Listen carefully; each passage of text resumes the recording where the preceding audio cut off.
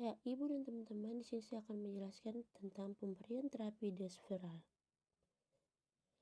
Deskripsi: memberikan obat desferal secara subkutan yang diberikan melalui alat infus pump dalam waktu 8-12 jam.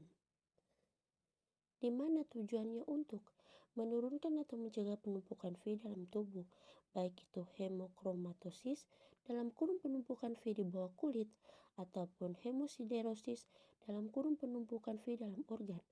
Jadi, transfusi darah bertujuan untuk mempertahankan kadar hemoglobin 10 gram per dl. Pemberian transfusi darah secara terus-menerus akan menyebabkan terjadinya penumpukan besi pada jaringan parenkim hati dan disertai dengan kadar serum besi yang tinggi. Efek samping dari transfusi darah adalah meningkatnya akumulasi zat besi dalam tubuh. Jadi pemberian transfusi yang berulang mengakibatkan kerusakan organ-organ tubuh seperti hati, limpa, ginjal, jantung, tulang, dan pankreas. Terapi yang diberikan pada pasien yang melakukan transfusi secara reguler adalah terapi kelasi besi.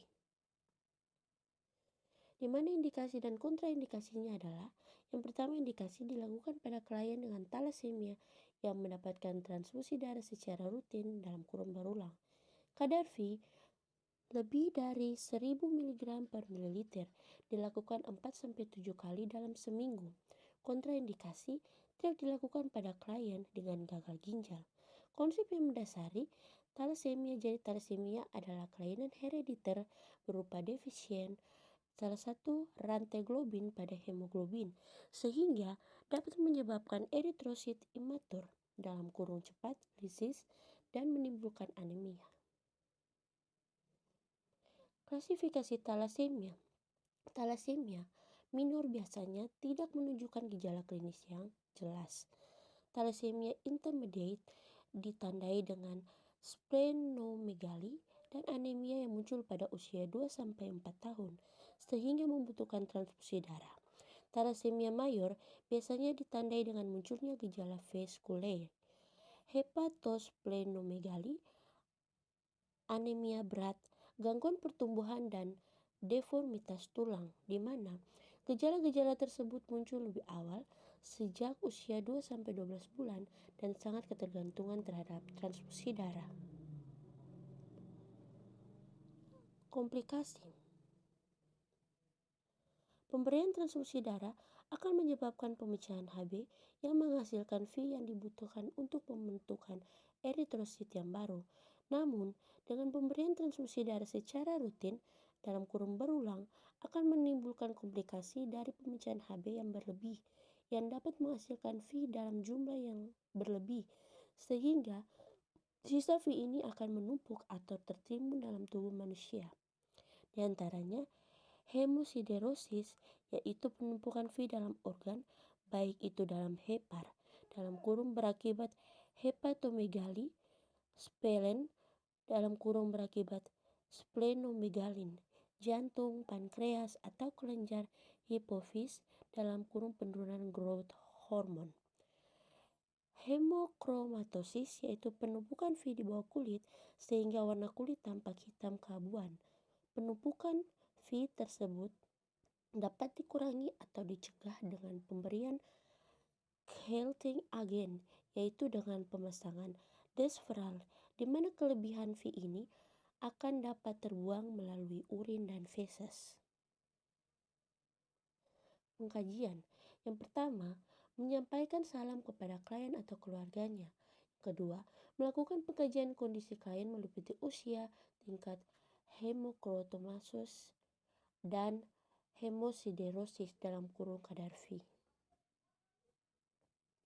Persiapan: yang pertama, mencuci tangan.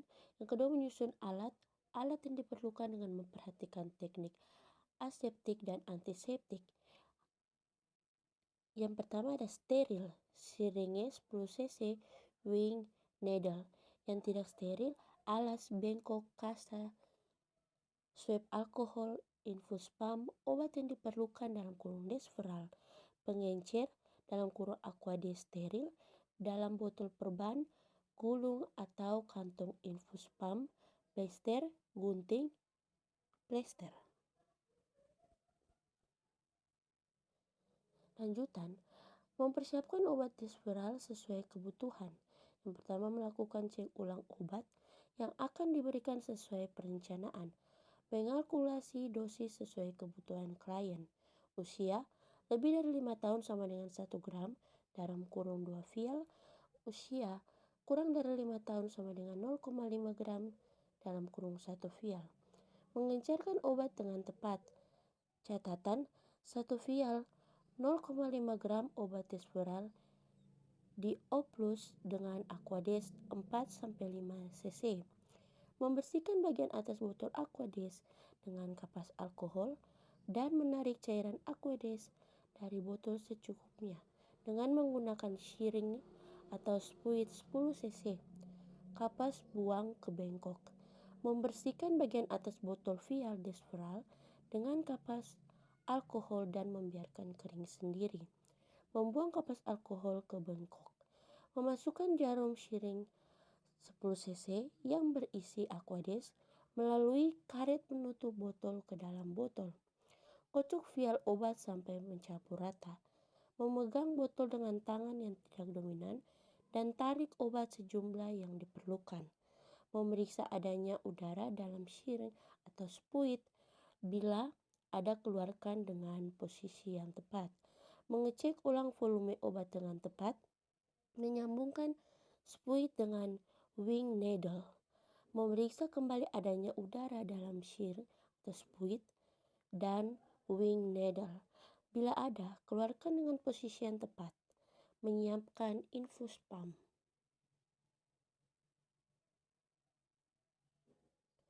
Membawa peralatan ke dekat klien. Semuanya peralatan yang telah disiapkan tadi, kita harus bawa peralatan tersebut ke dekat klien. Cara melakukan pemasangan dispiral pada klien. Yang pertama, kita harus mencuci tangan. Kedua, menggunakan sarung tangan bila pada pasien yang menderita penyakit menular seperti AIDS atau hepatitis B. Yang ketiga, menjaga privasi dan mengatur kenyamanan klien. Mendekati dan mengidentifikasi klien, jelaskan prosedur kepada klien dengan bahasa yang jelas. Memasang sampiran bila perlu.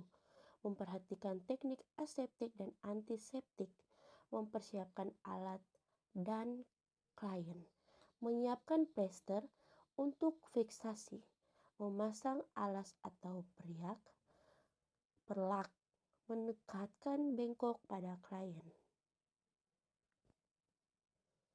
Menyuntik dispiral dengan teknik steril, bersihkan lokasi injeksi dengan alkohol dengan teknik sirkuler atau atas ke bawah sekali hapus.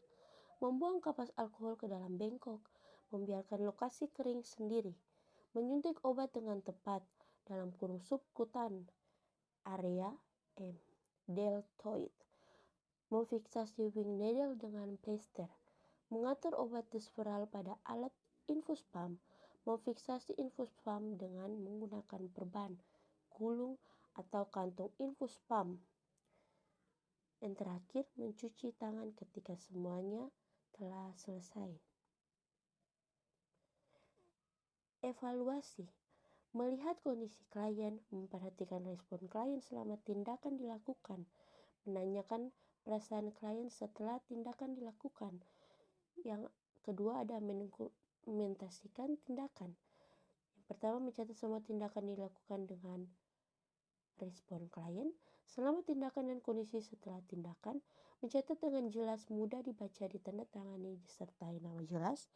Tulisan yang salah tidak dihapus tetapi dicoret dengan disertai paraf. Catatan dibuat dengan menggunakan ballpoint atau tinta.